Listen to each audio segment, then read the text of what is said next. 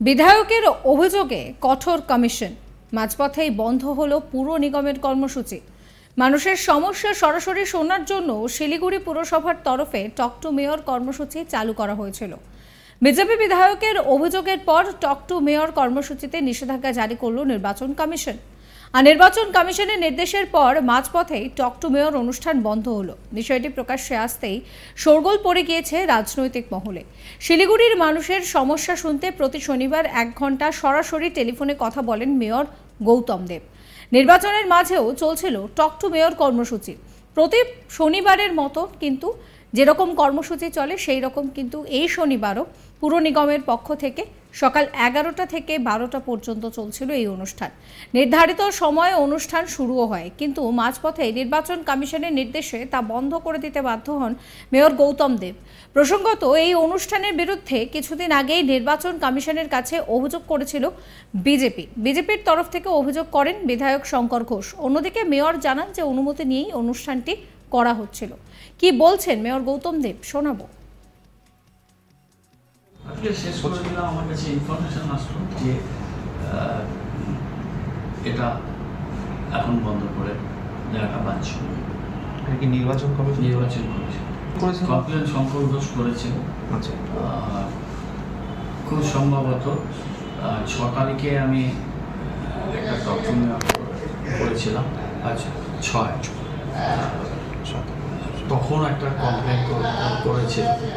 তো যে কলকাতায় টক টু মেয়রটা বন্ধ আছে, শিলিগুড়িটা কেন চলছে? কলকাতা বন্ধ আছে, শিলিগুড়িটা কেন চলছে? এটা মডেল কোড অফ কন্ডাক্ট ভাঙা হচ্ছে, এটা বড় অভিযোগ ছিল। আমি যখন টক টু এটা করি, এটা হচ্ছে SMC continuous program, SMC continuous program, এবং এটা মানুষের অভাব অভিযোগ, এমার্জেন্সিও থাকে অনেক কিছু, এটা করে। মডেল কোড অফ কন্ডাক্টে বলছে যে নতুন কোনো প্রকল্প, নতুন কোনো কাজ সেটা ঘোষণা করা যাবে, কিন্তু পুরনো যে কাজ, পুরনো যেটা করা সেটা করা যাবে। আরেকটা জিনিস দেখবেন যে সোশ্যাল মিডিয়ায় কিন্তু কোনো বান নেই।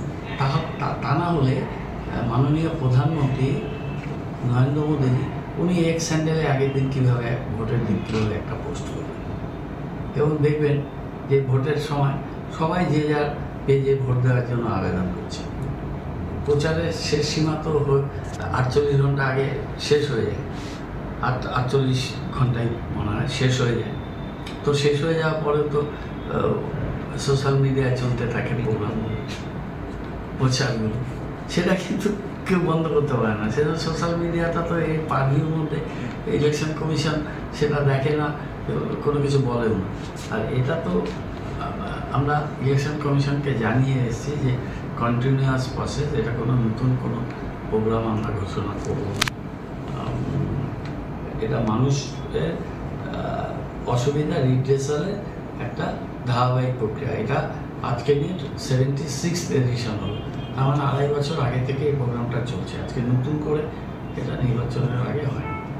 সুতরাং এরপরে ইলেকশন কমিশন আমাদের কোনো নেগেটিভ কিছু বলে। 13 তারিখে মাননীয় মুখ্যমন্ত্রীর এআইটিসি চেয়ারপারসনের র্যালি ছিল, সেদিন আমার পক্ষে এই প্রোগ্রাম করা সম্ভব ছিল না। সুতরাং সেদিন আমি এই প্রোগ্রাম করিনি। আজকে এই প্রোগ্রামটা আমি করছিলাম এসএমসি বিহার, কতগুলো কল নিয়েছি, জনস্বার্থ বিষয়ক মানুষের স্বার্থে বলেছে, উত্তর দিয়েছি। তারপর আমার কাছে একটা মেসেজ এসেছে যে বেটার টু স্টপ ইট নাও। তো ইলেকশন কমিশন বলবো আমি বন্ধ করে দেবো, আমি তো ইলেকশন কমিশনের নিয়ম মেনে চলবো। অন্যদিকে বিধায়ক শঙ্কর ঘোষ বলছেন যে মেয়র নিজেকে আইনজীবী হিসেবে পরিচয় দেন। সাধারণ মানুষ যারা আইন বোঝেন না তারাও জানেন এই সময় এই ধরনের অনুষ্ঠান করা নির্বাচন আচরণবিধি ভঙ্গ করার মতন। ফলে নির্বাচন কমিশন এই নির্দেশ দিয়েছে যাতে তিনি বিষয়টা বুঝতে পারেন। শঙ্কর ঘোষ কি বলছেন শোনাবো। প্রথম কথা, আমার নির্বাচন কমিশনকে নির্দেশ দেওয়ার ক্ষমতা আছে কিনা সেটা জানি না, তবে নিশ্চিতভাবে আমি এই ব্যাপারে অভিযোগ জানিয়েছিলাম নির্বাচন কমিশনকে। এবং শুধু এইটুকু বলতে পারি যে আমাদের সম্মানীয় মেয়র সাহেব তিনি হচ্ছে আইনজীবী এবং তিনি আইনটা ভালোই জানেন বলে সবসময় বলে থাকেন।